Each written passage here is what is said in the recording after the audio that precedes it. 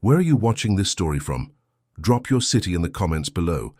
If you're ready for an emotional journey that will touch your heart, hit that subscribe button and give this video a like. Trust me, you won't want to miss what happens next. This is a story about love, courage, and the power of second chances in the heart of Atlanta. The marble floors of the Chastain Park Estates mansion gleamed like mirrors under the afternoon Georgia sun streaming through floor-to-ceiling windows. Charles Edward Martinez stood in his 8,500-square-foot fortress, his steel-gray eyes surveying every surface with the precision of a military inspector. At 42, he had built an empire in Atlanta's construction industry, but success had carved deep lines around his mouth and turned his heart to stone. Mrs. Anderson, the fifth domestic worker in 2 months, trembled as she faced him in the pristine living room. The shattered remains of an antique porcelain vase lay scattered across the Italian marble, each piece reflecting the cold, fluorescent lights like accusatory diamonds. "Do you understand what you've done?" Charles's voice cut through the silence like a blade. His tailored suit, pressed to perfection, seemed to armor him against any trace of human compassion. That vase was Ming Dynasty, irreplaceable.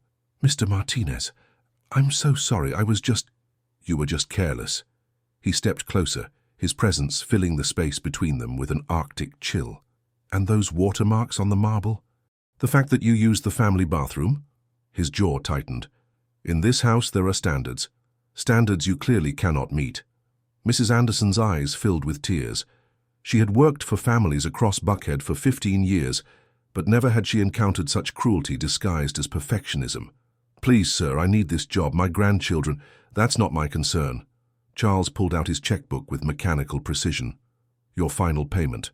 Security will escort you out."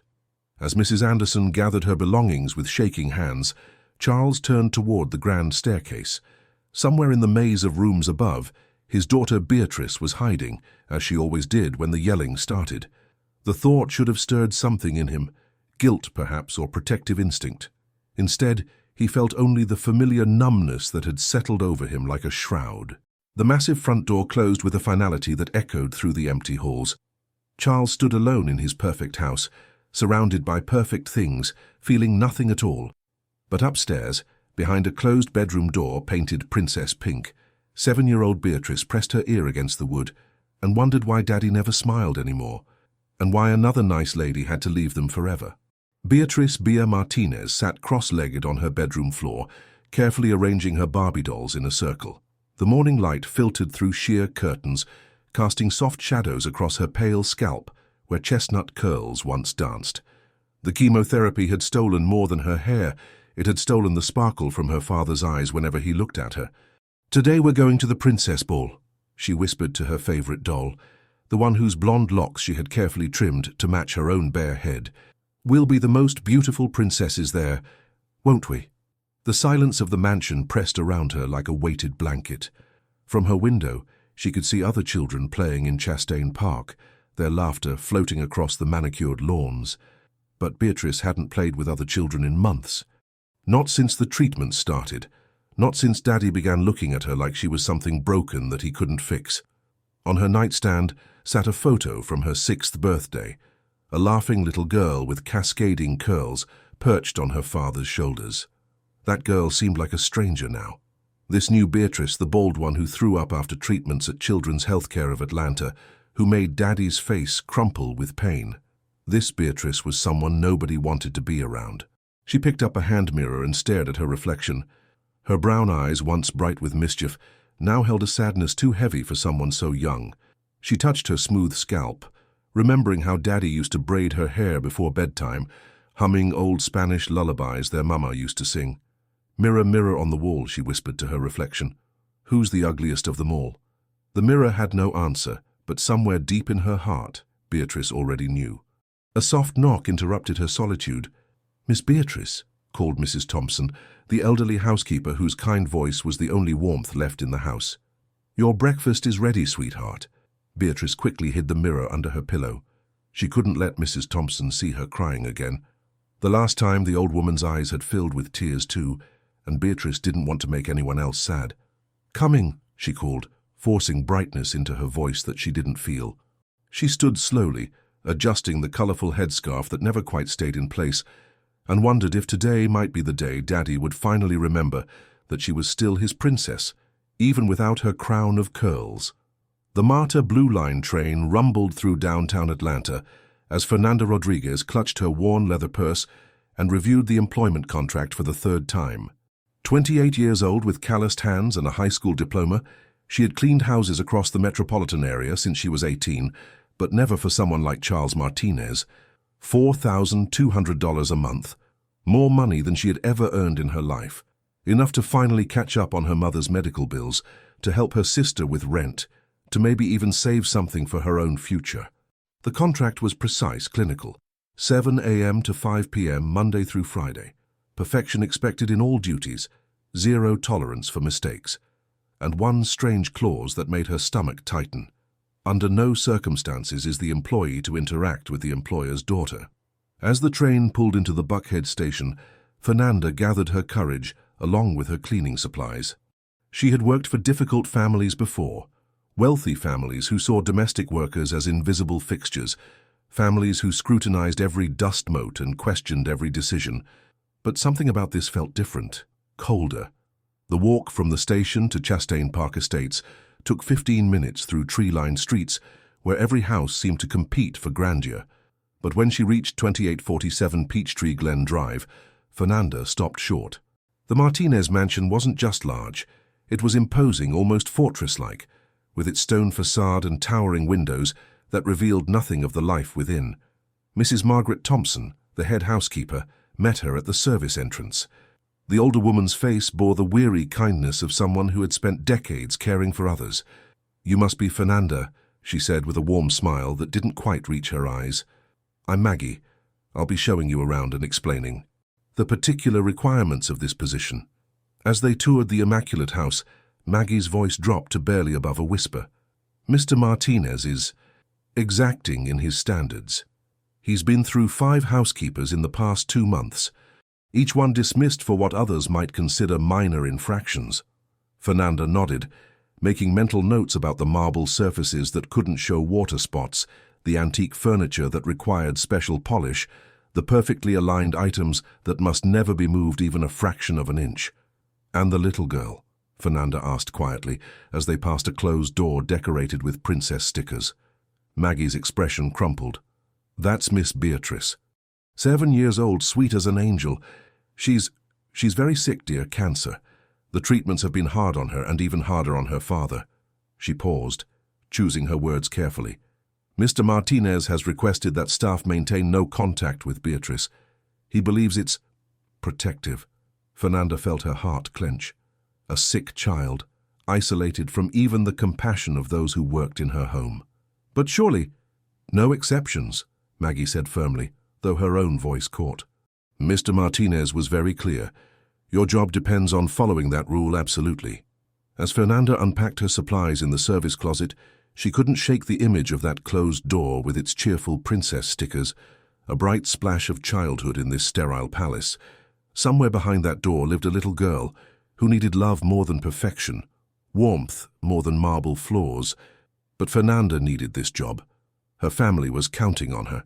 Whatever was broken in this beautiful house, it wasn't her job to fix it. She could only hope that determination would be enough to silence the maternal instincts already stirring in her chest. By her 3rd day, Fernanda had learned the rhythm of the Martinez house. Charles left for his construction office at 7:30 a.m. sharp, his footsteps echoing through the foyer like a countdown. Mrs. Thompson managed Beatrice's meals and basic care with military precision. And Beatrice herself remained a ghost, glimpsed only in peripheral vision, a small figure in colorful headscarves darting between rooms. But ghosts, Fernanda discovered, cast shadows. She was polishing the marble staircase banister when she heard it, a soft humming drifting from the 2nd-floor hallway. The melody was hauntingly sweet, threaded with a loneliness that made her heart ache. Against her better judgment, Fernanda followed the sound. Through a crack in the princess door, she saw Beatrice sitting on her bedroom floor, surrounded by dolls arranged in an elaborate tea party. But these weren't ordinary dolls. Each one had been carefully altered, hair cut short, tiny scarves fashioned from fabric scraps. even miniature head wraps that mirrored the child's own. "Now we all match," Beatrice was whispering to her modified Barbies. "We're all the same. Nobody has to feel different or ugly." Fernanda's throat tightened. This little girl, battling cancer with the courage of a warrior, was trying to make her dolls feel less alone by making them look like her. The profound kindness of it, the heartbreaking wisdom of a child who understood rejection, hit Fernanda like a physical blow. A floorboard creaked under her weight. Beatrice's head snapped up, brown eyes wide with surprise and something that looked like hope. "Hello," Beatrice said softly, as if afraid speaking too loudly might make this moment disappear.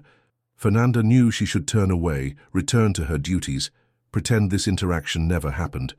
But looking into those eyes that held too much pain for someone so young, she found she couldn't move. "Hello," she whispered back. Beatrice's face lit up with a smile that transformed her entire countenance. "Are you the new lady? The one who makes the house clean?" "I am. My name is Fernanda. I'm Beatrice, but everyone calls me Bea."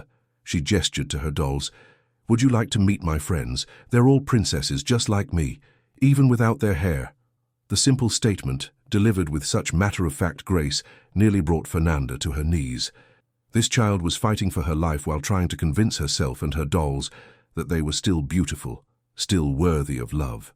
"They're very beautiful princesses," Fernanda managed, her voice thick with emotion. "My Barbie lost her hair too, just like me," Beatrice said, holding up the modified doll. "But she's still beautiful, isn't she? Sometimes I think maybe I'm still beautiful too." Fernanda knelt down to Beatrice's level, protocol forgotten. "You are beautiful, Mija. You are the most beautiful princess I have ever seen." For a moment, they existed in their own bubble of connection, two hearts recognizing each other across the barriers of age and circumstance. Then the sound of the front door slamming echoed through the house like a gunshot. Charles was home early. Beatrice's expression shifted to pure terror. "You have to go," she whispered urgently. "Daddy says nobody can talk to me. He says it's better that way." Fernanda scrambled to her feet, just as heavy footsteps began ascending the stairs. She made it to the hallway closet just before Charles's imposing figure appeared at the top of the staircase. Through the sliver of space between door and frame, she watched him pause outside Beatrice's room. His hand reached for the door handle, hesitated, then fell to his side. Without a word, he turned and walked toward his home office. Fernanda waited until his door clicked shut before emerging from her hiding spot. When she passed Beatrice's room again, the little girl was standing in her doorway. "Thank you," Beatrice mouthed silently, pressing her small hand to her heart. Fernanda nodded, her own heart breaking with the weight of what she had seen. She understood now why Charles kept people away from his daughter. It wasn't cruelty, it was cowardice. He couldn't bear to watch others love the child he was too frightened to hold close.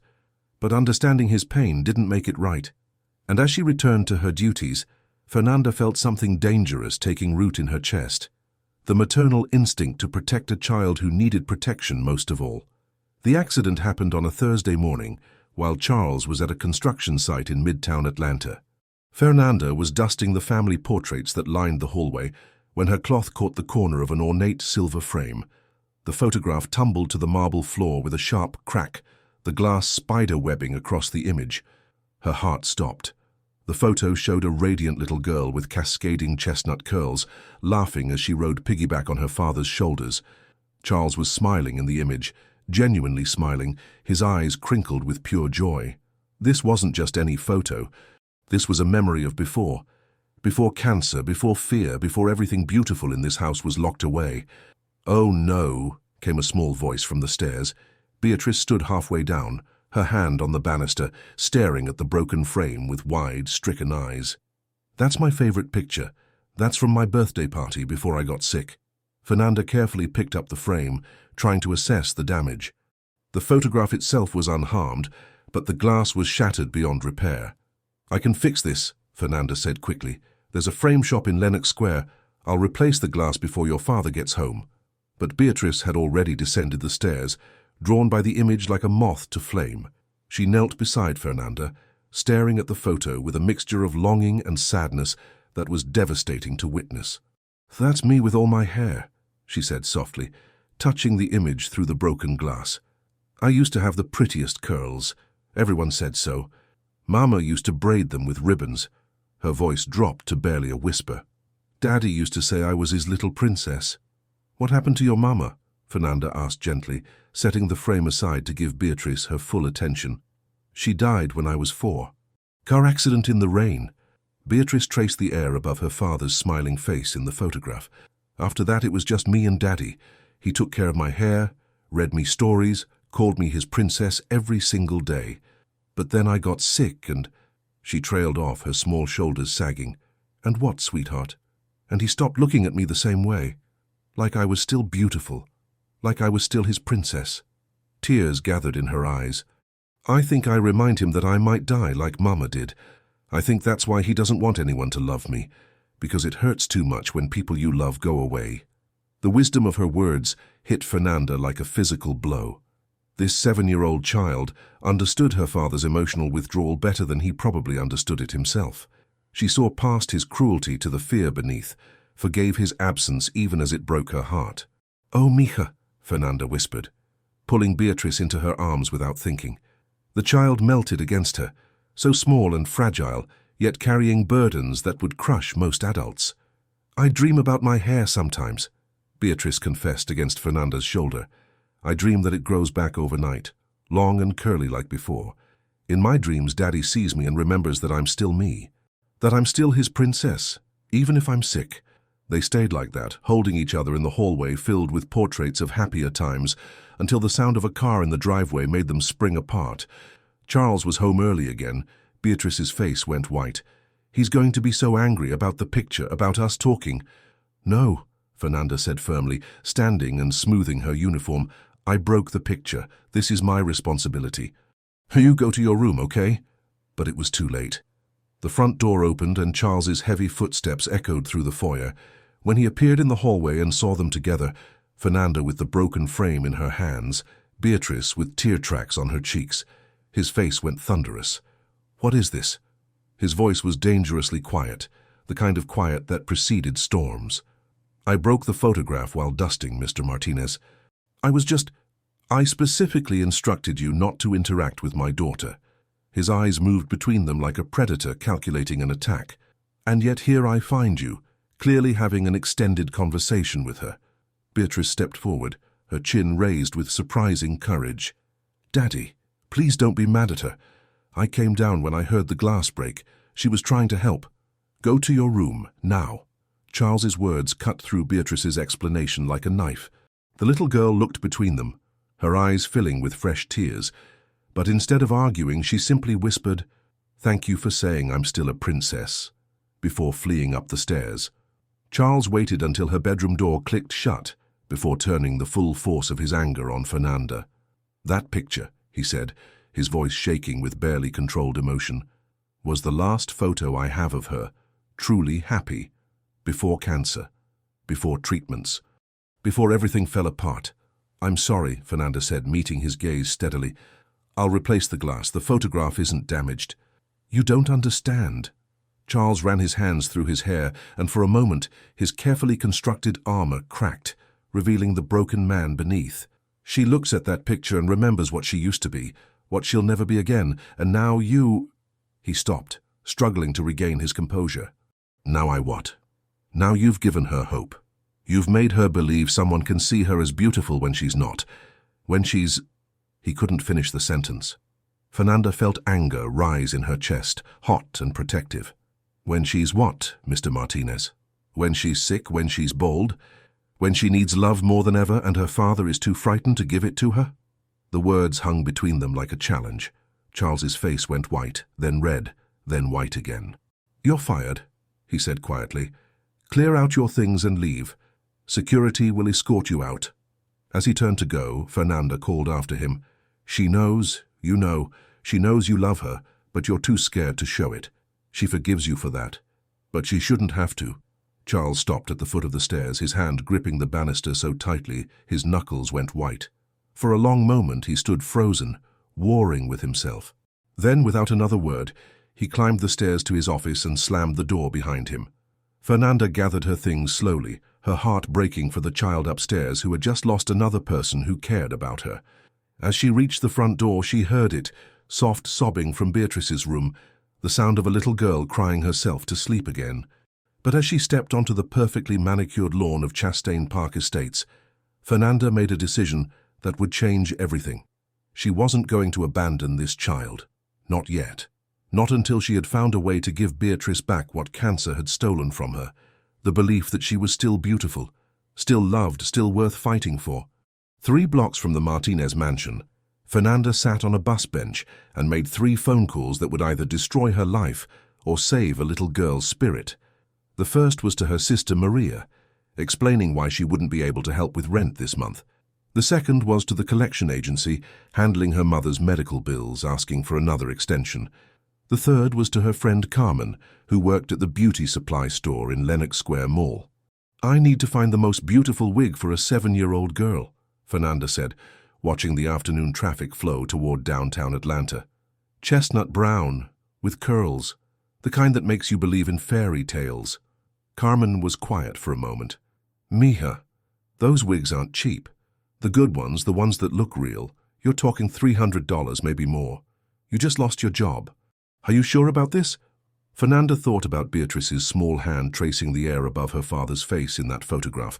She thought about modified dolls arranged for a tea party, about dreams of hair growing back overnight, about a child who forgave her father's cowardice while her own heart was breaking.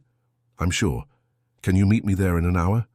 The walk to Lenox Square took 45 minutes, but Fernanda needed the time to think. By taking this action, she was risking more than money she didn't have. She was risking the wrath of a powerful man who could make sure she never worked in Atlanta again. But every step brought her closer to a certainty that settled in her bones. Some things were more important than safety. The beauty supply store was overwhelming, walls lined with hair in every color and texture imaginable. Carmen, a petite woman with kind eyes and graying temples, led Fernanda to the children's section. "This one," she said, lifting a wig from its stand. "It's synthetic, but good quality. The curls are natural-looking, and the color—" She held it up to the light streaming through the store windows. "It's beautiful, like autumn leaves with gold highlights." Fernanda reached out to touch the hair. It was soft, bouncy, exactly the kind of curls she had seen in that broken photograph. She could picture it on Beatrice's head, could imagine the transformation, the moment when the little girl would look in the mirror and see her princess self again. "How much?" she asked, though her stomach was already clenching. $3.25, plus tax." Fernanda opened her wallet and stared at the contents. Her last paycheck from the Martinez house, plus the small emergency fund she had been building for months. If she spent this money, she would be eating rice and beans for the next 2 weeks. If Charles found out what she had done, she might never work again. But if she walked away now, Beatrice would continue to look in mirrors and see ugliness where there should be beauty, abandonment where there should be love. "I'll take it," Fernanda said, counting out the bills with hands that only trembled slightly. Carmen packaged the wig carefully in tissue paper and a gift box. As she worked, she glanced at Fernanda with concern. "This little girl, she must be very special." "She is," Fernanda said simply. "She's fighting cancer, and her father has forgotten how to show her love. Someone needs to remind her that she's still beautiful, still worth fighting for." Carmen's hands stilled on the packaging. "My grandson had leukemia when he was 8. I remember that look in his eyes when he lost his hair, like he wasn't himself anymore. Like he was broken." She looked up at Fernanda with sudden understanding. "This isn't just a wig, is it? This is hope." "This is hope," Fernanda agreed. On the bus ride back to Southwest Atlanta, Fernanda clutched the gift box and planned. Charles would be at his office until 6. Mrs. Thompson left at 5 on Fridays to visit her own grandchildren. If Fernanda timed it right, she could give Beatrice this gift in private.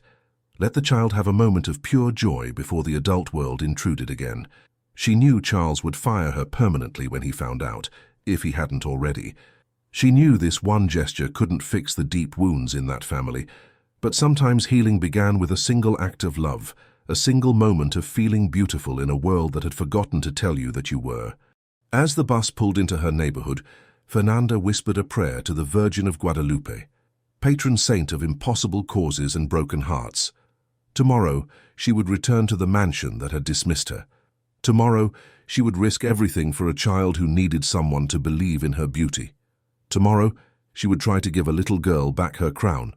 At 10:30 the next morning, Fernanda stood outside Charles Martinez's downtown construction office, the gift-wrapped wig box tucked under her arm, like a small, precious bomb.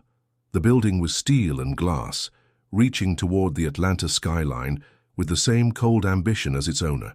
She had never felt smaller or more determined. The receptionist, a polished woman in her 30s, looked up with professional disdain. "Do you have an appointment with Mr. Martinez? Tell him Fernanda Rodriguez is here, about his daughter." Something in her tone must have conveyed urgency, because 5 minutes later she was being escorted to the 20th floor, where Charles waited in an office that was all sharp angles and expensive furniture. He stood behind his desk like a general preparing for war, his face a mask of controlled fury. "I thought I made myself clear yesterday," he said without preamble. "You're no longer employed in my house. What you're doing now borders on harassment. I came to return something that belongs to you." Fernanda set the box on his desk, between family photos turned face down and architectural blueprints that spoke of his success. "And to tell you something about your daughter that you need to hear." Charles stared at the box as if it might explode. "What is this?" "It's hope, Mr. Martinez, something your daughter dreams about every night." Fernanda took a breath, gathering her courage. "Beatrice told me about her dreams. She dreams her hair grows back overnight, long and curly like before. She dreams that when you see her with hair, you'll remember that she's still your princess. You had no right. No right to what? To care about a child who's been forgotten in her own home? To see that she's dying a little more every day, not from cancer but from loneliness?" Charles moved around his desk, anger radiating from him like heat. "You don't understand what you're talking about. You don't understand what it's like to watch your child—" He stopped abruptly, his face going white. "What it's like to watch your child what?" Fernanda pressed gently. For a long moment, they stood in silence, the question hanging between them like a bridge neither wanted to cross. Finally, Charles sank into his chair, suddenly looking every one of his 42 years. "You don't understand what it's like to watch your child suffer every day, and know you can't save her," he said quietly. "To sit in hospital rooms and hold her hand while poison runs through her veins, hoping it will kill the cancer before it kills her spirit. To watch her hair fall out in clumps and know that every morning she looks in the mirror and sees a stranger." His voice cracked, revealing the fault lines in his carefully constructed armor. "Her mother died because I couldn't protect her. Car accident on I-285 during a storm. I was supposed to pick Jennifer up that night, but I had a meeting that ran late. If I had been there—" He shook his head. "I swore I would never fail Beatrice the way I failed her mother. But cancer doesn't care about my promises.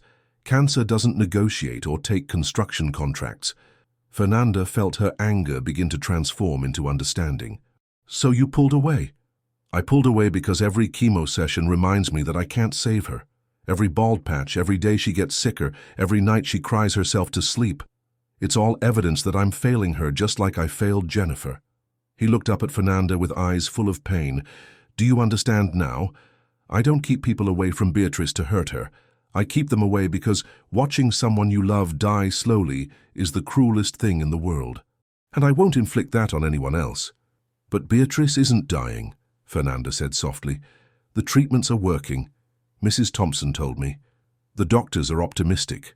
Statistics. Percentages. Hope that might be false hope." Charles stood again, pacing to the window that looked out over Atlanta's sprawling metropolis. "What if I let myself believe she'll be okay, and then she's not? What if I teach her to hope and then—" "What if you teach her to hope and then she lives?" Fernanda countered. "What if your fear is stealing the time you have with her now? What if she beats this cancer and grows up remembering that her father couldn't bear to look at her when she needed him most?" The words hit their mark. Charles gripped the window frame, his knuckles white with tension. "She asks Mrs. Thompson if she's ugly," Fernanda continued relentlessly. "A 7-year-old child asks if she's too ugly for her own father to love. She forgives you for pulling away, but she shouldn't have to. She should know every single day that she's beautiful, that she's loved, that being sick doesn't make her less worthy of your attention." Charles turned back to face her, and Fernanda saw tears threatening at the corners of his eyes, the first crack in the dam he had built around his heart. "I don't know how," he whispered. "I don't know how to look at her without seeing everything I can't fix, everything I've already lost." Fernanda picked up the box from his desk and held it out to him. "Start with this. Start by giving her one moment where she feels beautiful again, where she feels like your princess again. The rest you figure out one day at a time." Charles stared at the box as if it contained both salvation and damnation. Finally, with shaking hands, he reached out and took it. "What if it's not enough?" he asked. "What if it's everything she needs?" Fernanda replied. For the first time since she had met him, Charles Martinez looked truly human, not the cruel boss or the successful businessman, but a terrified father who loved his daughter too much to risk losing her and not enough to hold her close. "Will you—" he began, then stopped, struggling with words that felt foreign on his tongue. "Will you help me give this to her?" Fernanda smiled, feeling something loosen in her chest. "I thought you fired me." "I did. I'm rehiring you. Different terms this time." He looked down at the box in his hands. "Starting with permission to love my daughter." Saturday morning dawned clear and bright over Atlanta, the kind of Georgia spring day that made the city's nickname, "the city in a forest," feel like truth rather than marketing. Charles had left for his office at 7, claiming an urgent meeting with contractors, but Fernanda suspected he simply couldn't bear to watch what was about to unfold. She arrived at the mansion at 8, using the key Mrs. Thompson had reluctantly provided after a long conversation about Charles's unexpected change of heart. The house felt different now, less like a mausoleum and more like a home holding its breath, waiting for life to return. Beatrice was in the kitchen, picking at a bowl of oatmeal while Mrs. Thompson bustled around preparing lunch. The little girl looked up when Fernanda entered, her face cycling through surprise, hope, and careful wariness. "I thought Daddy fired you," Beatrice said quietly. "He did. But sometimes grown-ups make mistakes and sometimes they fix them." Fernanda sat down beside Beatrice, noting how the morning light caught the few wispy hairs that had begun growing back on the child's scalp. "How are you feeling today, Princessa?" "I'm okay, a little tired." Beatrice pushed her oatmeal around with her spoon. "Mrs. Thompson says you and Daddy talked yesterday, that you're coming back to work here." "That's right. But this time things are going to be different." Fernanda reached into her bag and pulled out the gift box, its silver ribbon catching the light. "I have something for you, something special." Beatrice stared at the box with wide eyes. "For me? But it's not my birthday." "It's not your birthday, but it's a very important day. It's the day you remember that you're beautiful no matter what." Fernanda placed the box in front of Beatrice. "Go ahead, open it." With trembling fingers, Beatrice untied the ribbon and lifted the lid. When she saw what lay nestled in tissue paper, her breath caught in a sharp gasp. Are those—" She couldn't finish the sentence, couldn't quite believe what she was seeing. "Curls," Fernanda said softly. "Beautiful chestnut curls, just like you used to have. Just like in the photographs." Beatrice lifted the wig from its bed of tissue paper with the reverence of someone handling a religious artifact. The synthetic hair cascaded through her small fingers, each curl perfectly formed, the color exactly matching her original hair. "But why?" she whispered. "Why would you buy this for me?" "Because every princess deserves a crown," Fernanda replied, her voice thick with emotion. "And because sometimes, when the world forgets to tell you you're beautiful, someone who loves you has to do it instead." Mrs. Thompson had stopped her preparations and stood watching with tears in her eyes. "Oh, sweetheart," she breathed. "Oh, my sweet girl. Can I put it on?" Beatrice asked, already reaching up to adjust her headscarf. "Of course you can. Here, let me help." Together they removed Beatrice's colorful scarf, revealing the small, pale head that the child saw as ugly and Fernanda saw as brave. Gently, carefully, they positioned the wig, adjusting the fit until it sat perfectly on Beatrice's scalp. The transformation was instantaneous and magical. One moment, there was a sick little girl in a kitchen chair. The next, there was a princess, radiant, beautiful, her face lit with wonder and joy. "I need to see," Beatrice said, sliding off her chair and running toward the hallway mirror before anyone could stop her. Fernanda and Mrs. Thompson followed, arriving just in time to witness the moment that would change everything. Beatrice stood in front of the full-length mirror, staring at her reflection with an expression of pure amazement. "I'm me again," she whispered, touching the curls with wonder. "I'm me again." She began to turn in front of the mirror, watching the hair move and bounce with each motion. Then, as if music only she could hear had begun to play, she started to dance, spinning and twirling, her face radiant with joy, the wig's curls flowing around her like liquid sunshine.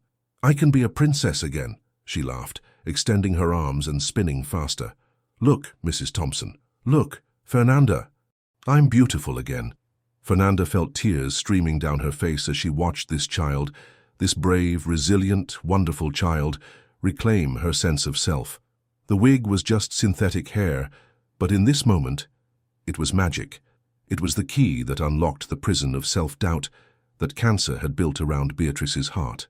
"You were always beautiful," Fernanda said through her tears. "Always." Beatrice stopped spinning and ran to Fernanda, throwing her arms around her waist. "Thank you," she said, her voice muffled against Fernanda's uniform.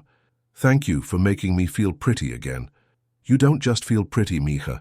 You are pretty. You're the most beautiful princess in all of Atlanta." They might have stayed like that forever, frozen in that perfect moment of joy and gratitude, if not for the sound of a car door slamming in the driveway. Through the window, they could see Charles's black Mercedes parked behind his usual spot. He was home early. Again.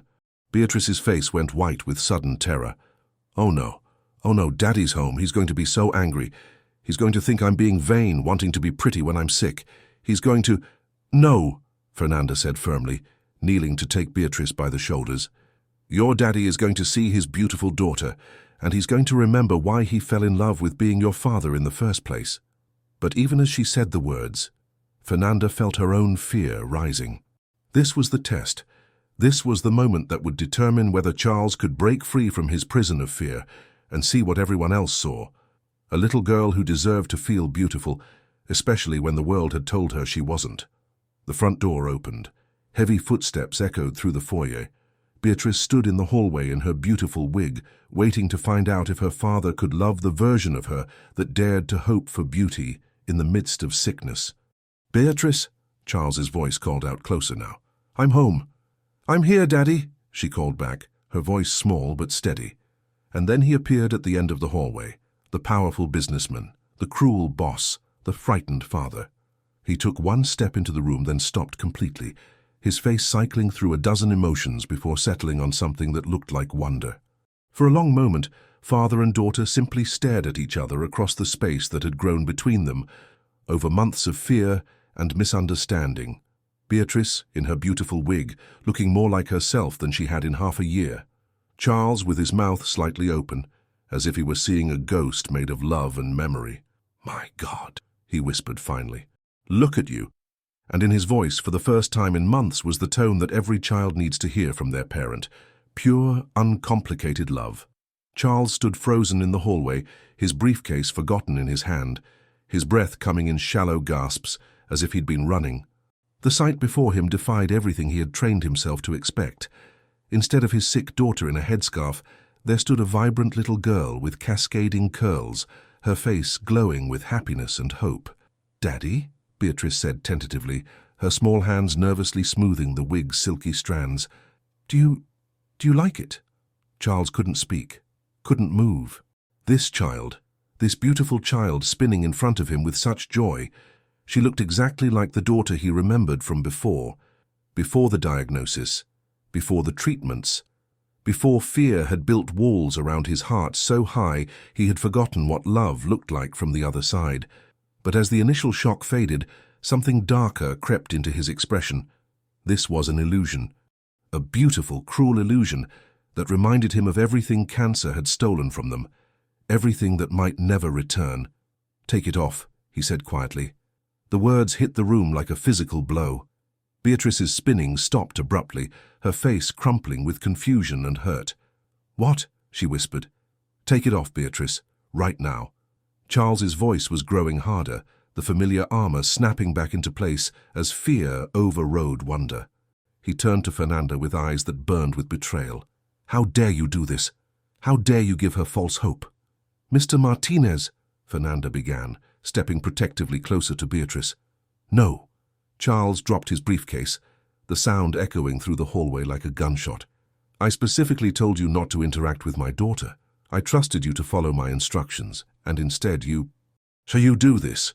He gestured at Beatrice, who was now backing against the wall, tears beginning to streak down her cheeks. "I thought you wanted..." "You thought wrong." Charles's composure cracked completely, months of suppressed grief and terror spilling out like water from a broken dam. "Do you have any idea what you've done? Do you have any idea what it does to her when she looks in the mirror and sees this?" He pointed at the wig. "And then has to face reality? When she has to take that off and remember that she's sick, that she might die?" Beatrice made a small wounded sound that seemed to come from the depths of her soul. "Daddy, please. Upstairs. Now.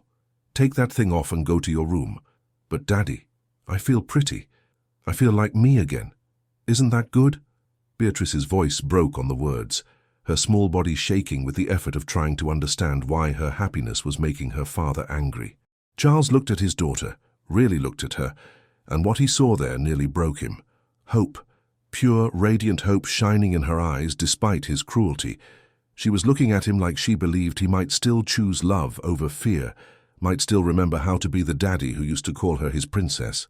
For a moment, something flickered in his face, something that might have been recognition or regret, or the desperate desire to gather his daughter in his arms and tell her she was the most beautiful girl in the world. But then he blinked, and the moment passed. "Go to your room, Beatrice. We'll discuss this later." The little girl stood there for another heartbeat, waiting for him to change his mind. When he didn't, she turned and ran up the stairs, the beautiful curls bouncing one last time before disappearing around the corner. The sound of her bedroom door slamming echoed through the house like a death knell. Charles and Fernanda stood alone in the hallway, the silence between them heavy with accusation and regret. "She was happy," Fernanda said quietly. "For the first time since I met her, she was genuinely, completely happy. And you destroyed that. I protected her from disappointment. You protected yourself from hope." Fernanda's voice was steady, but Charles could see the fury building behind her eyes. "You couldn't stand to see her beautiful because it reminded you of what you're too afraid to fight for." "You don't know what you're talking about." "Don't I?" Fernanda stepped closer, no longer the deferential employee, but a woman defending a child she had come to love. "That little girl upstairs just spent 20 minutes feeling beautiful, feeling normal, feeling like herself for the first time in months. She danced, Mr. Martinez. When was the last time you saw your daughter dance?" Charles felt something twist in his chest, but he pushed it down. False hope is crueler than no hope at all. That wasn't false hope. That was a little girl remembering that she's more than her illness. That she's beautiful and loved and worth fighting for. Fernanda's voice rose with each word. "But you can't see that, can you? You can't see past your own fear long enough to recognize that your daughter is winning her battle. She's getting better, but you're so busy preparing for her to die that you're missing her living. Stop it. She knows you know. She knows you love her, but she thinks it's not enough to overcome her ugliness. A 7-year-old child thinks she's too ugly for her father to love because you're too cowardly to show her otherwise. Stop it. She asks Mrs. Thompson if she's ugly. She cuts her doll's hair to match her own, so they won't feel different. She dreams about hair growing back because she thinks that's the only way you'll love her again. What kind of father? Enough!" The word exploded from Charles like a physical force, reverberating off the walls and probably reaching every corner of the house. In the silence that followed, they could hear muffled sobbing from upstairs, the sound of a little girl crying into her pillow, still wearing the wig that had made her feel beautiful for 20 precious minutes. Charles ran his hands through his hair, his breathing ragged. When he looked at Fernanda again, she saw something broken in his eyes, something that had been shattered long before cancer entered their lives. "You're fired," he said quietly. "Again. This time for good. I want you out of my house in 10 minutes. Fernanda nodded slowly, accepting the inevitable. She had known this moment would come, had known that challenging Charles's walls would come at a cost. "Fine," she said. "But before I go, I'm going to tell you something that little girl told me yesterday. She said she thinks you don't want anyone to love her because it hurts too much when people you love go away. She forgives you for being afraid. She understands why you pulled away after her mother died, why you can't bear to hope she'll survive. Charles flinched as if she had struck him. "But here's what she doesn't understand," Fernanda continued relentlessly. "She doesn't understand why fear is more important to you than she is. She doesn't understand why you'd rather prepare for her death than celebrate her life. And someday, when she beats this cancer, and she will beat it, she's going to remember that her father loved his fear more than he loved her." She turned toward the door, then paused. "Oh, and Mr. Martinez, that wig cost me $325. Money I didn't have. Money I needed for rent and food and my mother's medical bills. I spent it anyway because your daughter deserved to feel beautiful for one afternoon. Because someone in this house needed to choose love over fear." With that, Fernanda walked toward the front door, leaving Charles alone in his perfect hallway, with the echo of his daughter's sobs drifting down from upstairs. He stood there for a long time, staring at the stairs that led to Beatrice's room, trying to find the courage to climb them. In the end, he turned toward his office instead, choosing once again the safer path of distance over the terrifying vulnerability of love. But as he closed his office door behind him, Charles couldn't shake the image of his daughter's face when she had looked in that mirror, radiant, joyful, beautiful. For 20 minutes, she had been his princess again. And he had thrown that gift away because he was too broken to accept it. At 3 o'clock in the morning, Charles Martinez sat in his home office staring at a photograph of his late wife, Jennifer, that he kept hidden in his desk drawer. The image showed her holding 18-month-old Beatrice, both of them laughing at something beyond the frame. Jennifer's eyes sparkled with life and mischief, while Beatrice reached chubby fingers toward the camera, her baby curls catching the sunlight. "I'm failing her, Jen," he whispered to the photograph. "I'm failing our daughter, just like I failed you." The house around him was silent except for the gentle hum of central air conditioning and the distant sound of Atlanta traffic. But Charles could still hear the echo of Beatrice's sobs from hours earlier, could still see the devastation on her face when he had ordered her to remove the wig. He pulled out his laptop and began typing searches he had avoided for months. Childhood cancer survivor stories, pediatric oncology success rates, children's health care of Atlanta treatment outcomes. The statistics were better than he had allowed himself to believe, much better. Then, almost without realizing what he was doing, he searched for emotional support for cancer families and helping children cope with hair loss during treatment. Page after page of resources appeared, support groups, counseling services, even organizations that provided wigs for children. He had never looked. In all these months of treatments and appointments, he had never once researched how to help his daughter emotionally. A soft sound from the hallway made him look up. Through his partially open door, he could see a small figure in princess pajamas tiptoeing toward the stairs. Beatrice, her head now covered with a simple pink scarf, was creeping downstairs in the middle of the night.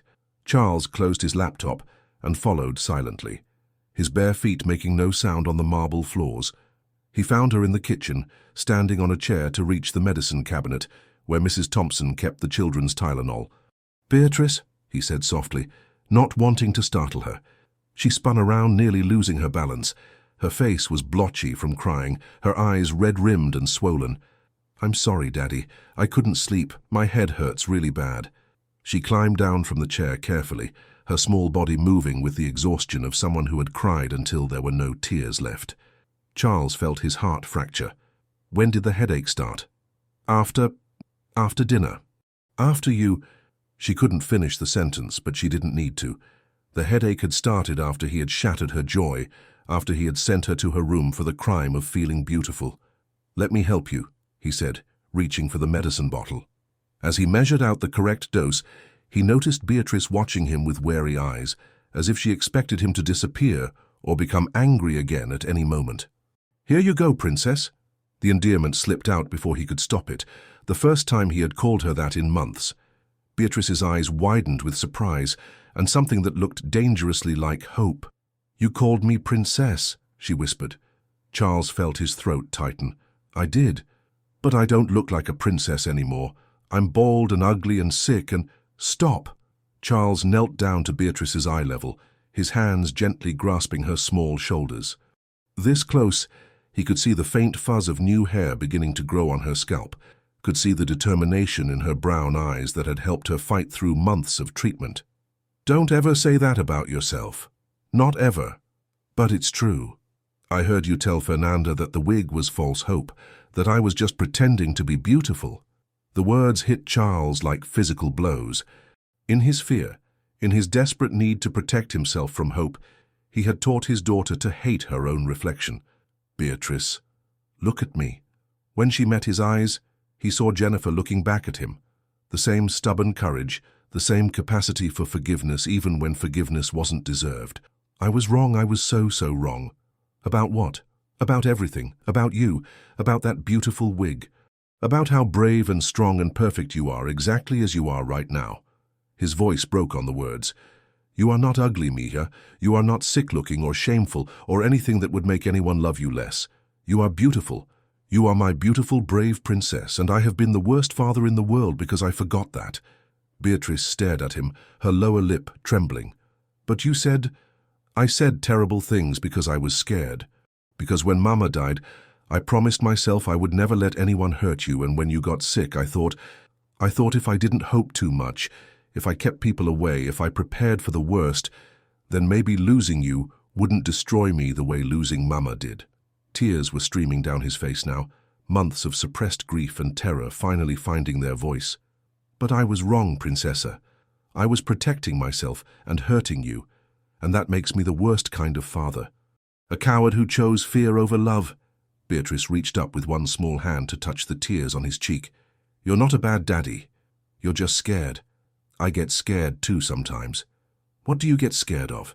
I get scared that the cancer will come back. I get scared that I'll never be pretty again. But mostly, she took a shaky breath, mostly, I get scared that you won't love me anymore. If I die, like Mama did. The admission broke something fundamental inside Charles's chest. This child, his precious child, was carrying the weight of adult fears while fighting a battle that would crush most grown men, and instead of holding her through it, he had abandoned her to face it alone. Oh, baby girl, he whispered, pulling her into his arms for the first time in months. She melted against his chest, so small and fragile and perfect. I love you more than life itself, more than breath, more than every star in the sky. Nothing, not cancer, not baldness, not even death, could ever make me stop loving you. You are my heart walking around outside my body. They held each other on the kitchen floor, father and daughter finally bridging the chasm that fear had built between them. When Beatrice pulled back, her eyes were brighter than they had been in months. Daddy, can I ask you something? Anything. The wig that Fernanda bought for me, it made me feel pretty. It made me feel like myself again. When you told me to take it off, it felt like you were saying I wasn't allowed to feel beautiful, unless I was really beautiful. Like I had to stay ugly, because that's what cancer made me. Charles closed his eyes, the weight of his mistakes settling over him like lead. That's not what I meant, but that's what I said, isn't it? Beatrice nodded solemnly. Is it okay if I feel pretty sometimes? Even when I don't look like the pictures from before? Sweet girl, it's not just okay, it's necessary. You should feel beautiful every single day because you are beautiful every single day. The wig didn't make you beautiful. You made the wig beautiful by wearing it with such joy. A small smile tugged at the corners of Beatrice's mouth. Really? Really. And Fernanda? Fernanda saw what I was too blind and scared to see. She saw my princess when I had forgotten how to look for her. She spent her own money on the wig, Beatrice said quietly. Mrs. Thompson told me. She spent money she needed for other things because she wanted me to feel pretty. Charles felt a fresh wave of shame wash over him. She did. And you fired her for loving me. The simple statement, delivered without accusation, nevertheless felt like a judgment from heaven. Charles had punished someone for giving his daughter exactly what she needed most, the certainty that she was worthy of love and sacrifice. I did, he admitted, and that was wrong too. Beatrice was quiet for a moment, processing everything that had been said. Finally, she looked up at him with an expression far too wise for her 7 years. Daddy, do you think maybe we could ask Fernanda to come back? And maybe I could wear the wig sometimes? Not because I'm not pretty without it, but because it makes me happy. Charles pulled his daughter close again, breathing in the scent of her strawberry shampoo and the indefinable sweetness that was purely Beatrice. I think that sounds perfect, Princessa. But first, I owe both of you the biggest apology in the history of apologies. I forgive you, Daddy. I forgave you before you even said sorry." And there it was, the grace that Charles had never learned to show himself, offered freely by a 7-year-old who understood love better than her father ever had. In that moment, sitting on their kitchen floor at 3 in the morning, Charles began to believe that maybe, just maybe, it wasn't too late to become the father his daughter deserved. "I love you, Princess Beatrice. I love you too, Daddy, even when you're scared." The sun was just beginning to paint the Atlanta skyline in shades of gold and rose when Charles found himself standing outside Fernanda's apartment building in southwest Atlanta. He had gotten her address from Mrs. Thompson, who had wordlessly handed him a slip of paper, along with a look that said everything about her opinion of his recent behavior. The building was older, well-maintained, but clearly inhabited by people who counted every dollar. The contrast with his Buckhead mansion was stark. No marble floors or crystal chandeliers, just honest working-class housing where people like Fernanda lived paycheck to paycheck and still found money to buy wigs for lonely little girls. He climbed to the 3rd floor, his expensive Italian shoes silent on worn carpet, and knocked softly on apartment 3B. After several minutes, he heard movement inside, then the sound of multiple locks being undone. Fernanda opened the door wearing scrubs. She was already dressed for a new job, he realized, probably at one of the hotels downtown, where former domestic workers often found employment after being blacklisted from private homes. "Mr. Martinez." Her voice was carefully neutral, but he could see the surprise in her eyes. "It's 6 in the morning. I know, I'm sorry to bother you so early, but He faltered, suddenly unsure how to begin. "How did you apologize for choosing fear over love? How did you ask someone you'd repeatedly wronged to help you become a better man? May I come in? Please." Fernanda studied his face for a long moment, then stepped aside. The apartment was small, but spotlessly clean, decorated with family photos and the kind of warm touches that made a house a home. On the kitchen table sat a stack of job applications and a newspaper folded to the employment section. "Coffee?" she asked, though her tone suggested she was offering refreshment to an unwelcome guest out of pure politeness. "Thank you." As Fernanda moved around her small kitchen, Charles found himself studying the photographs on her refrigerator. Images of family celebrations, graduations, a woman who looked like an older version of Fernanda surrounded by grandchildren. This was a life built on love and sacrifice, on putting others' needs before your own comfort. "How is Beatrice?" Fernanda asked, setting a mug of coffee before him. "She's—" Charles paused, thinking of his daughter sleeping peacefully for the first time in months, the pink wig carefully placed on its stand beside her bed like a crown waiting for a princess. "She's better. We talked, really talked, for the first time since her diagnosis. And I realized that I've been the worst kind of father, the kind who lets fear make his decisions." Charles wrapped his hands around the warm mug, grateful for something to hold on to. "She told me she was afraid I wouldn't love her anymore if she died like her mother did. A 7-year-old child was comforting me about her own potential death because I was too much of a coward to comfort her." Fernanda sat across from him at the small table. "What changed?" "You did.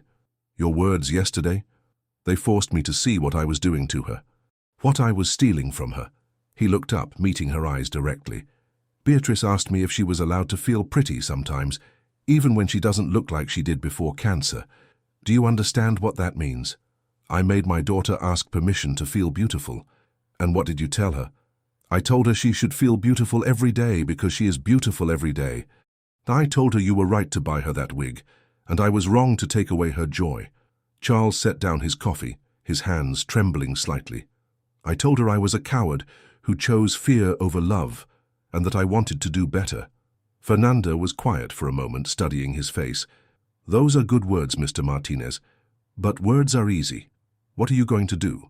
"I'm going to start by asking you to come back, not as an employee with rules about avoiding my daughter, but as someone who loves her, someone who sees her the way I should have been seeing her all along." He leaned forward, his voice earnest. "I'm going to rearrange my work schedule so I can be there for treatments, for bedtime stories, for all the moments I've been hiding from.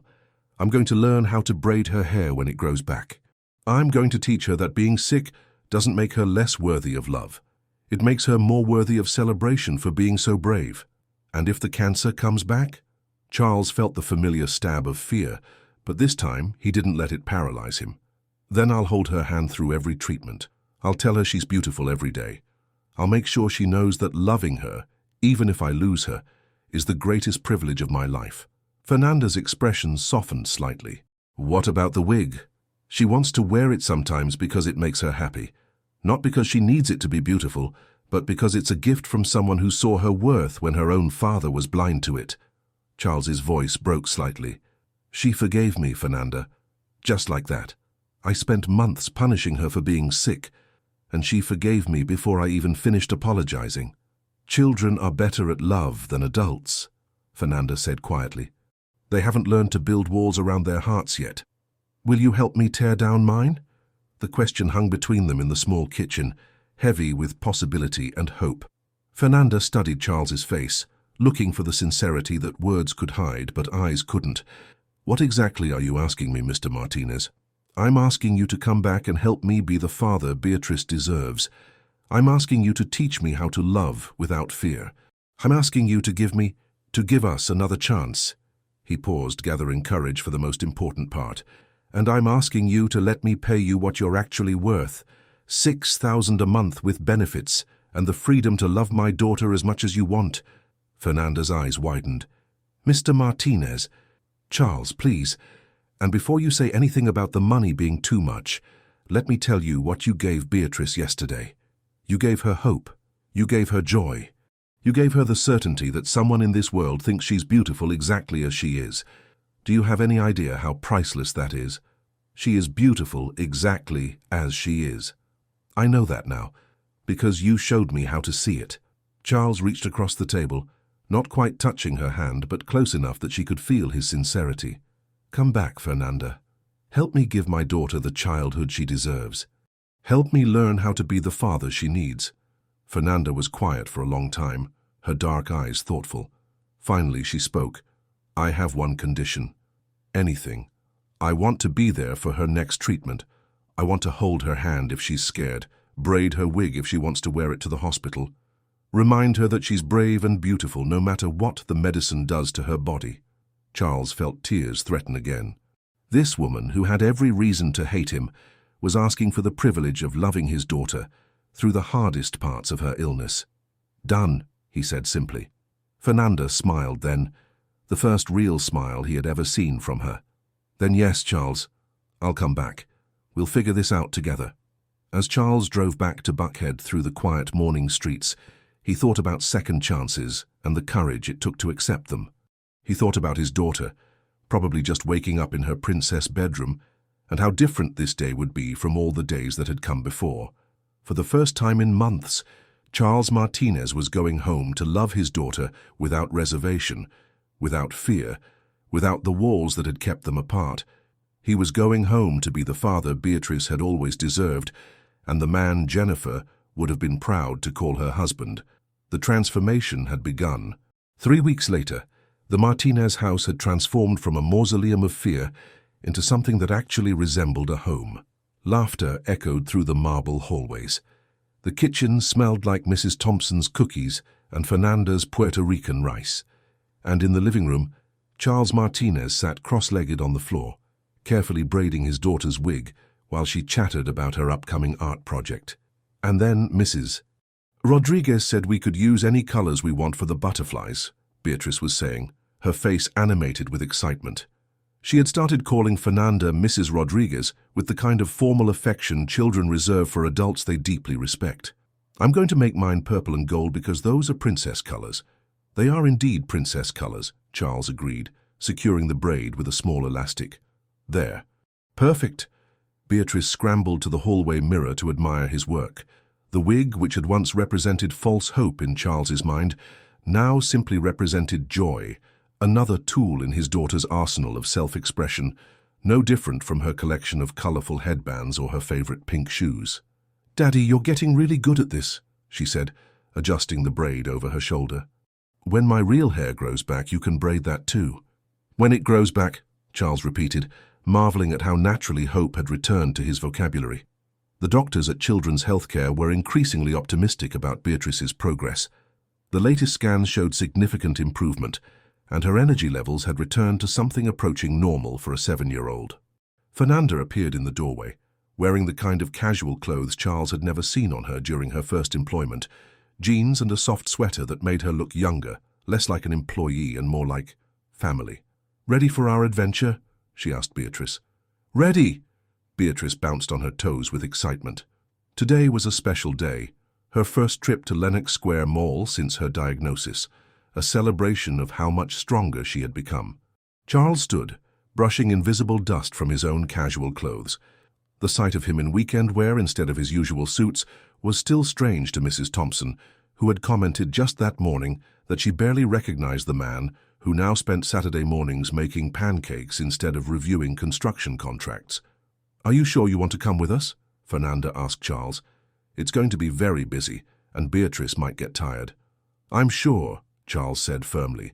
"I want to be there when she picks out her first new dress since she started feeling better. I want to see her face when she tries on that tiara she's been talking about." The drive to Lenox Square was filled with Beatrice's excited chatter about all the stores she wanted to visit, all the things she wanted to see. Charles caught Fernanda's eye in the rearview mirror several times, sharing the kind of parental amusement that came from watching a child discover joy in simple pleasures. The mall was indeed busy, filled with families enjoying the weekend. Charles watched Fernanda carefully monitor Beatrice's energy levels, suggesting rest stops and snacks without making the child feel fragile or limited. It was a delicate balance, treating Beatrice like the normal 7-year-old she was becoming, while acknowledging the journey she had traveled to get there.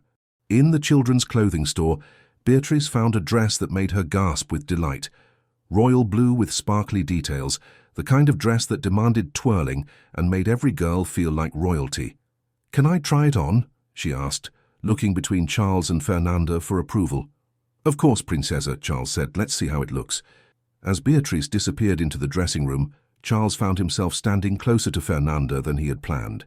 Close enough to catch the subtle scent of her perfume, close enough to see the affection in her eyes as she watched his daughter. "Thank you," he said quietly. "For what?" "For this. For all of it.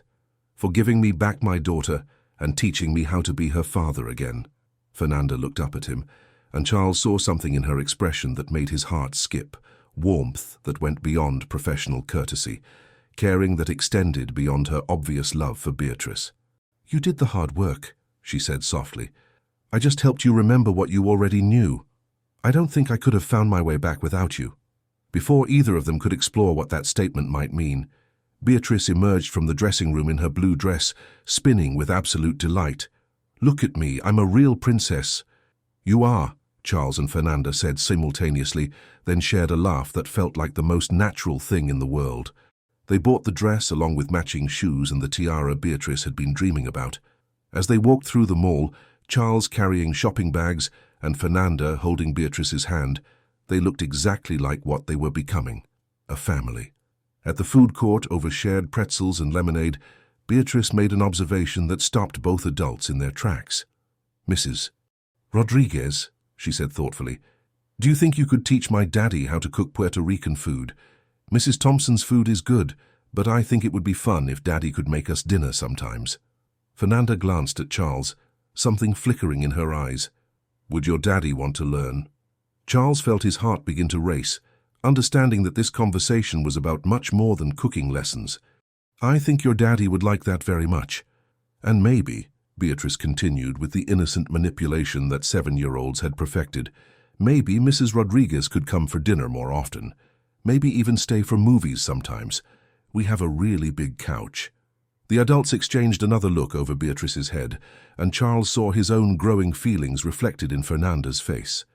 What had begun as an employment relationship, then evolved into a partnership in caring for Beatrice, was slowly becoming something deeper, more personal, more permanent.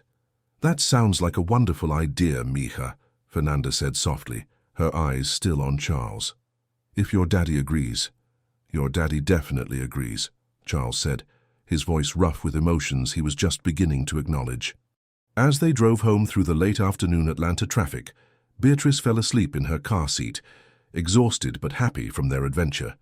In the quiet car, Charles and Fernanda talked about practical things: upcoming doctor appointments, plans for Beatrice's homeschooling, the art project that was due next week. But underneath the practical conversation was another dialogue entirely: the recognition that what was growing between them was as real and important as their shared love for the little girl sleeping peacefully in the back seat. When they reached the house, Charles carried Beatrice inside, Fernanda following with the shopping bags. As he tucked his daughter into bed, still wearing her new tiara, Beatrice sleepily grabbed his hand. "Daddy, I had the best day ever. I'm so glad, Princessa. Sleep tight. Daddy, I love Mrs. Rodriguez a lot. I know you do, sweetheart. She loves you too. Do you love her, Daddy?" The question, asked with the drowsy directness of a child, hit Charles like a revelation. Did he love Fernanda? When had his gratitude transformed into something deeper? When had her presence become essential to his happiness, not just his daughter's well-being? "Yes," he said quietly, the admission feeling like the most honest words he had ever spoken. "I think I do." Beatrice smiled sleepily. "Good, that means she might stay forever." As Charles closed Beatrice's bedroom door and found Fernanda waiting in the hallway, he realized his daughter might be wiser than both of them. What had started as an employment arrangement had become something none of them had expected: a second chance at family, at love, at the kind of happiness that made every difficult day worthwhile. "She's asleep?" Fernanda asked. "Out like a light, happy and tired and perfect." They stood in the hallway, the same space where their first confrontation had taken place weeks earlier.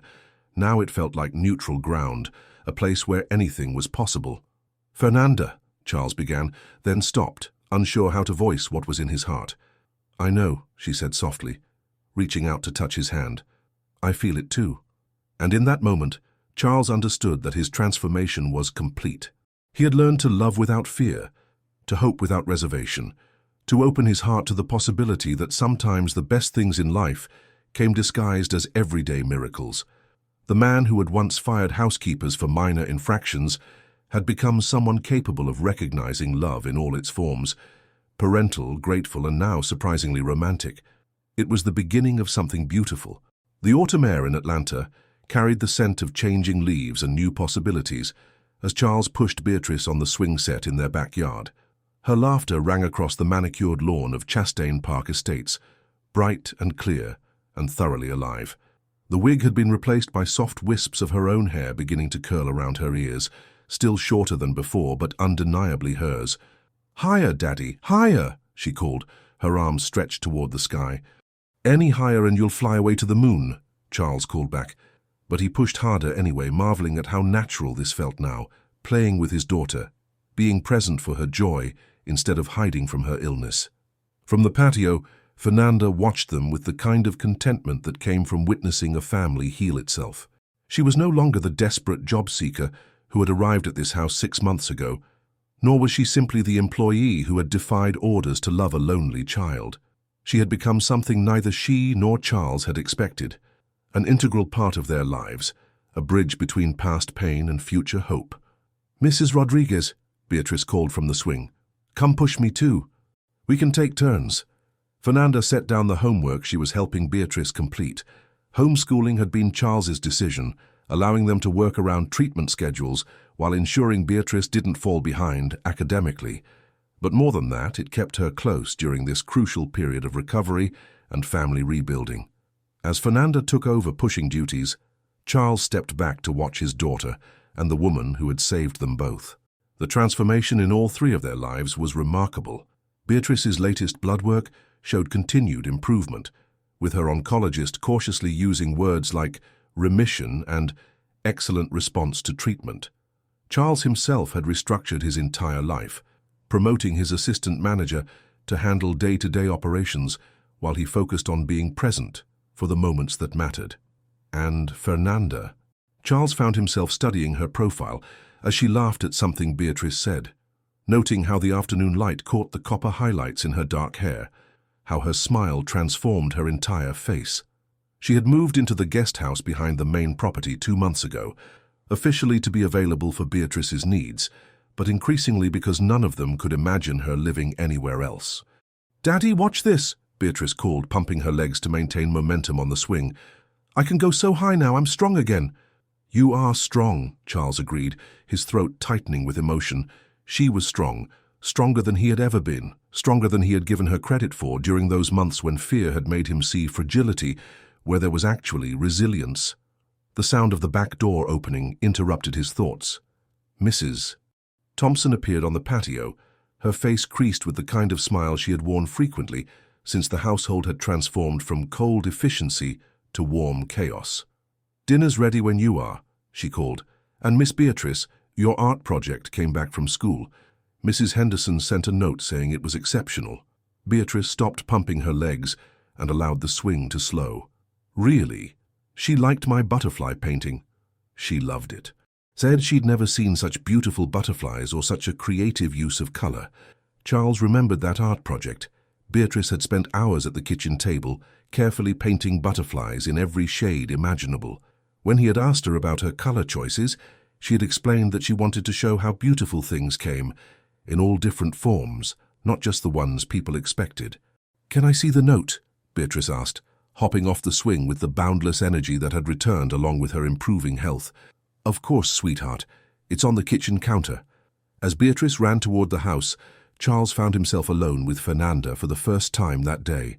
These moments of quiet connection had become precious to him, opportunities to acknowledge what was growing between them without the complications of their unusual beginning or their primary shared focus on Beatrice's well-being.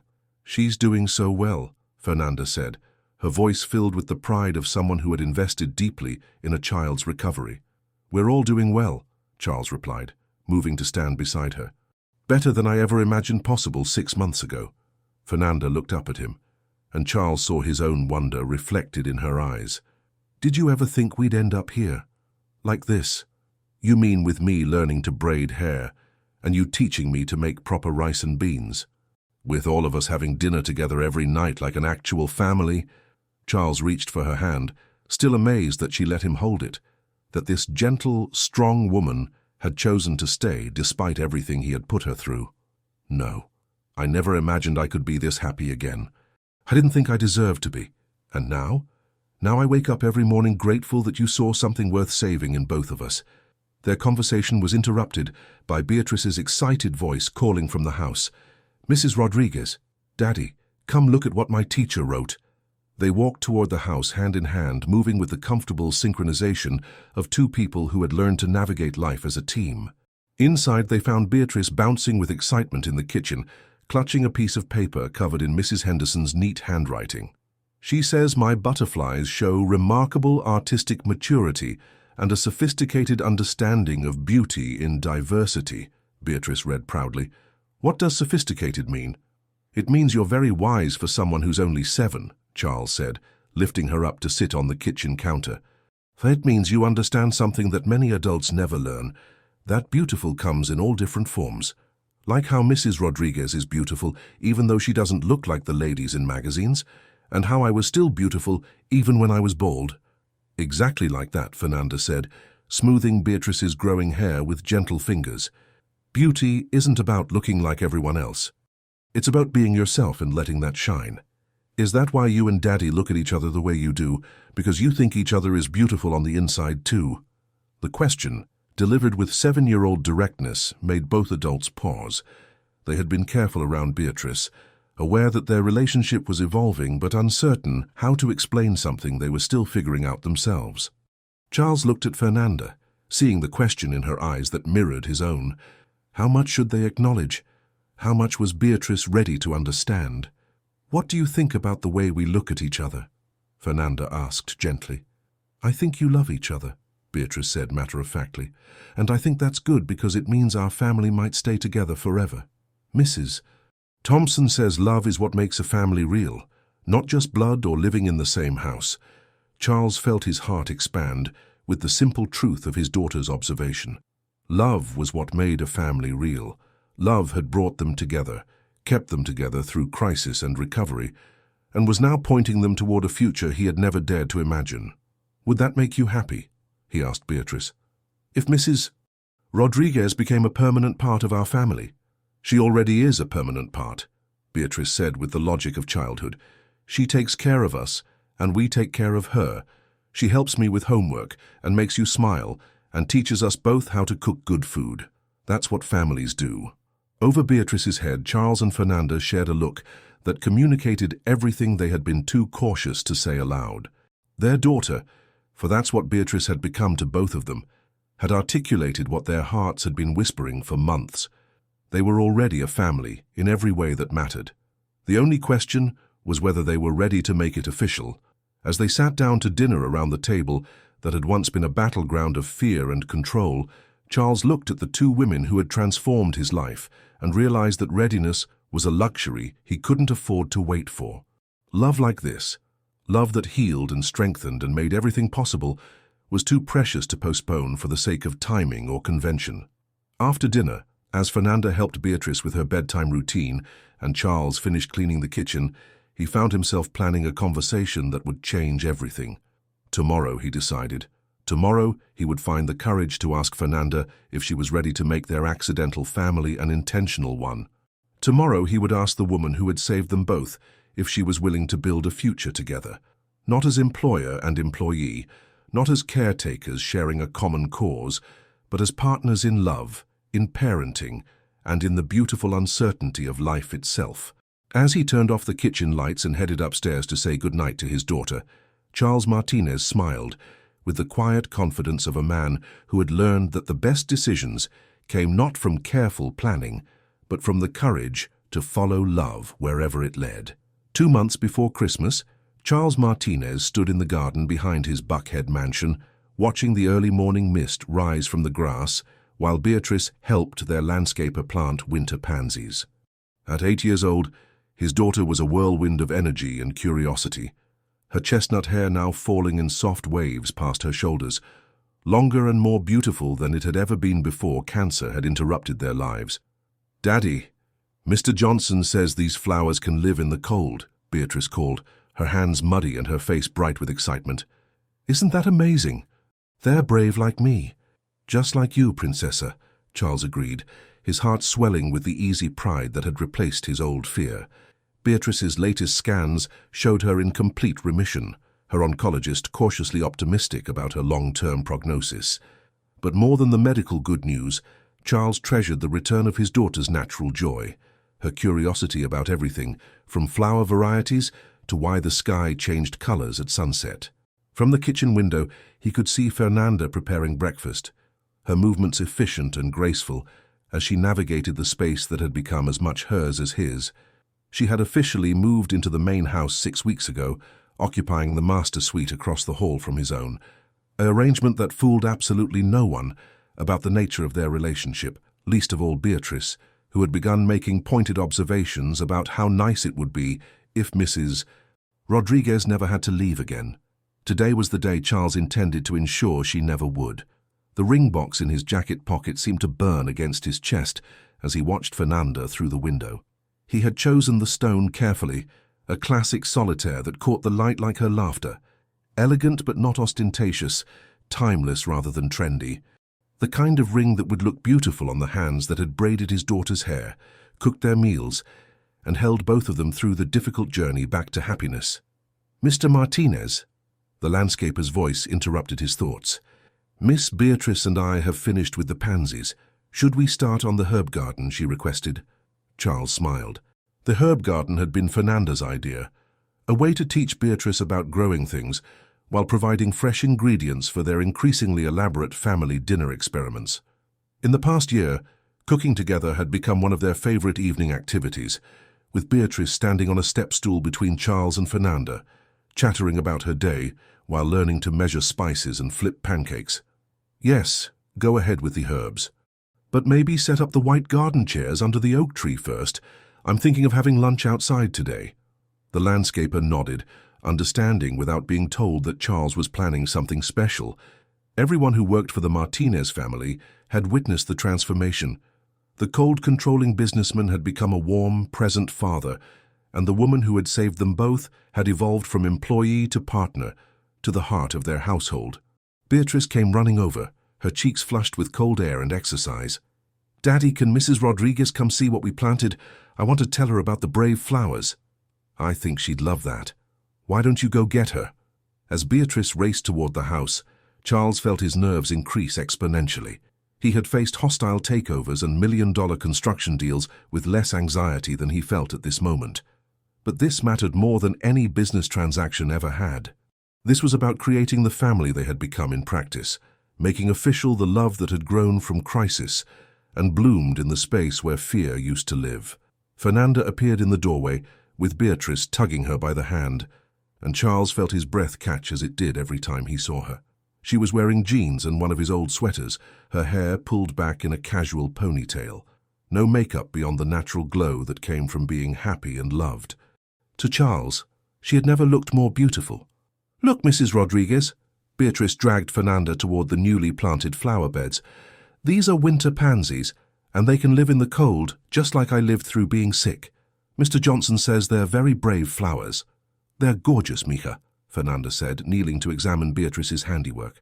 "And you're right, they are very brave. The most beautiful things often are." Charles watched them together, his heart full to bursting with love for both of them. This woman had not only saved his relationship with his daughter, she had taught him how to be a better man, a better father, a better human being.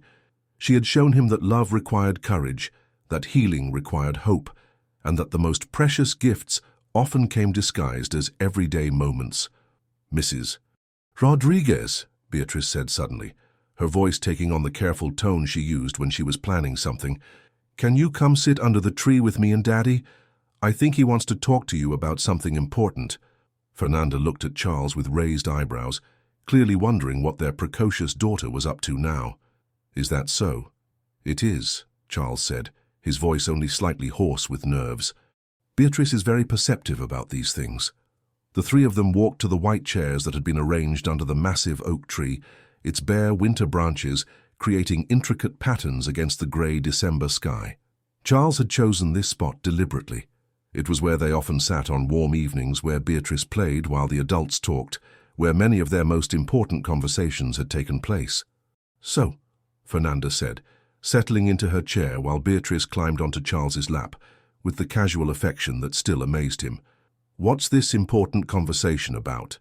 Charles looked down at his daughter, who was practically vibrating with excitement, then back at Fernanda, who was watching him with the kind of patient love that had become his anchor. "It's about the future," he said simply. "About making official what we've all known for months, that we're not just three people who care about each other. We're a family." Fernanda's eyes widened slightly, her hand moving instinctively to her throat. "Charles, let me finish," he said gently, shifting Beatrice on his lap so he could reach into his jacket pocket. "A year ago, I was a man who had forgotten how to love without fear, how to hope without reservation, how to see beauty in anything that wasn't perfect. I was slowly losing my daughter to my own cowardice, and I didn't even realize it." The ring box appeared in his hand, and Fernanda's sharp intake of breath was audible even over Beatrice's excited giggling. "Then you came into our lives," Charles continued, his voice growing stronger with each word. "You saw past my cruelty to the fear underneath. You loved Beatrice when I was too scared to show her how much I loved her. You taught us both that being vulnerable isn't weakness, it's the only way to live fully." He opened the ring box, revealing the diamond that caught the winter light and threw it back in brilliant sparks. "Fernanda Rodriguez, you saved my daughter's spirit and my soul. You turned our house into a home and our survival into joy. You've been my partner in every way that matters for months now, and I can't imagine a future without you in it." Beatrice bounced on his lap, no longer able to contain her excitement. "Say yes, Mrs. Rodriguez. Say yes, so you can be my mommy for real." Charles felt tears sting his eyes at his daughter's words. Fernanda had indeed become Beatrice's mother, in every way except legally.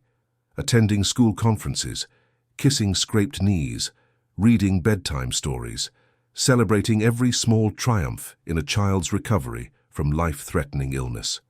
"Will you marry me, Fernanda?" Charles asked, his voice breaking slightly on the question. "Will you be my wife and Beatrice's mother, and the heart of this family forever?" Fernanda was crying now, tears streaming down her face as she looked between the ring, Charles's earnest expression, and Beatrice's hopeful eyes. She began, then stopped, overwhelmed by the moment. "Charles, are you sure?" Are you really sure? This isn't gratitude or convenience or... It's love, Charles interrupted firmly. It's the deepest, truest love I've ever felt. It's wanting to wake up next to you every morning and go to sleep holding you every night. It's wanting to raise Beatrice together, to have more children together, to grow old together. It's knowing that everything good in my life started the day you refused to let my daughter feel ugly and unloved. Beatrice wiggled off his lap and ran to Fernanda, throwing her small arms around the woman's waist. "Please say yes," she whispered. "I love you so much, and Daddy loves you so much, and we want to be a real family forever and ever." Fernanda looked down at the child in her arms, then up at Charles, who was still holding the ring box like an offering, like a prayer, like a promise of everything they could be together. "Yes," she whispered, then louder with more certainty. "Yes, Charles. Yes, I'll marry you. Yes, I want to be your wife and Beatrice's mother and part of this beautiful family we've built together." Charles stood so quickly his chair nearly tipped over, crossing to them in 2 strides and pulling both his girls into his arms. The ring could wait another moment. Right now he just needed to hold the 2 people who had taught him that love multiplied when shared, that families weren't just born, but could be chosen and built and strengthened by daily acts of commitment and care. "I love you both so much," he said into their group embrace, his voice thick with happy tears. "I love you both so much." "We love you too, Daddy," Beatrice said, her voice muffled against his chest. "And now, we'll never have to worry about Mrs. Rodriguez leaving again." "Never again," Fernanda agreed, pulling back just enough to look at Charles's face. "I'm here forever if you'll have me." "Forever sounds perfect," Charles said, finally taking her left hand and sliding the diamond onto her finger. It fit perfectly, catching the winter light and seeming to glow with its own inner fire. As the 3 of them stood under the bare oak tree in the garden of the Buckhead mansion, surrounded by brave winter flowers and the promise of spring to come, Charles Martinez marveled at the journey that had brought them to this moment. From cruelty to kindness, from fear to faith, from a broken man and a lonely child to a family bound not by blood or obligation, but by the kind of love that chose to stay, chose to fight, chose to hope even when hope seemed impossible. It had taken a 7-year-old's cancer diagnosis and a domestic worker's courage to teach him the most important lesson of his life, that love wasn't about protecting yourself from loss, but about choosing to love fully despite the risk. And now, looking at his daughter's radiant face and his fiancée's tear-bright eyes, Charles knew that every moment of fear and uncertainty had been worth it to arrive at this perfect morning, this perfect family, this perfect beginning to the rest of their lives together. The transformation was complete, the healing was real, and the future stretched before them, bright with possibility and blessed with love.